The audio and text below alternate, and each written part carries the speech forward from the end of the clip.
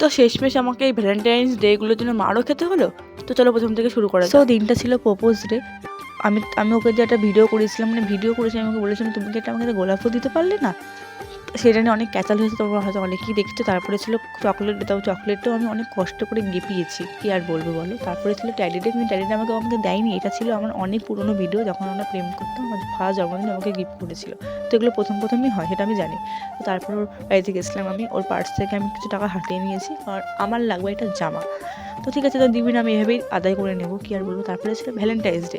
ও সেদিন আমাকে বলেছিলাম যে চল একটু বাইরে থেকে খেয়ে আসি, তারপর তাও রাজি হতো না। ও গেছে, কারণ ওর অনেকদিন ধরে রাইস আর চিলি চিকেন খেতে ইচ্ছিল, তাই ও গেছে। তো গিয়ে আমাকে কোনো পার্সোনাল কোনো কিছু অর্ডার করতে দেয়নি, কারণ ও রাইস চিলি চিকেন আর বোনের জন্য বিরিয়ানি অর্ডার করে দিয়েছিল, আমার জন্য কিছু অর্ডার করতে দেয়নি। ঠিক আছে, আমি তাই মেনে নিয়েছি এবং তাই খাচ্ছিলাম। ঠিক আছে, তো তোমরা সবাই কমেন্ট করে জানিও তোমাদের বয়ফ্রেন্ড তোমাদের ভ্যালেন্টাইন্স ডেতে আর এমনি ডেটগুলোতে কী কী দিয়েছে, বা তোমরা কী করে সেলিব্রেশন করেছো। জানি আমার জনের কথা আমি বলছি না, আমার জনের কথা বাদই দাও, ও ওইসব পছন্দ করে না, আর রোমান্টিক একটা ছেলে। তো ঠিক আছে, তারপরে বাড়ি যাওয়ার জন্য তখন আমি বলছিলাম যে আমি একটা কেক খাবো। তো আমাকে তাও নিয়ে গেল না ওরা কেউ, ওরা আমাকে জোর করে দুজন মিলে আমাকে চারটে বাড়ি। আমার তো কিছু বলার নেই, তো আমি ভেবেই নিয়েছি যে আমি আর কোথাও ওদের দুজনের সাথে যাবো না, কারণ কোথাও গেলে আমি ওর মাথা খাই, আর তো আজকে ওরা দুজনে মিলে আমার মাথা খাচ্ছিল। তো কি আর বললো বলো, আর কিছু বলার নেই, টাটা।